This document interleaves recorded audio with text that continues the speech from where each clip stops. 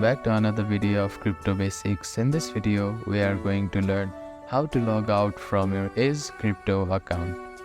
First of all, make sure that you are connected to your internet.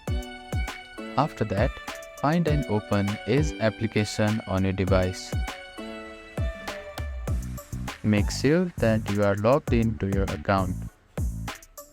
After logging in, you can see three lines at the top right corner of the screen. Click on it. Now you can see your account information and all these options here. You need to click on the bottom option, which is Logout. Click on it. So that is how you can log out from your account. You can simply type in your PIN or you can type in your password on this field to log in back to your account.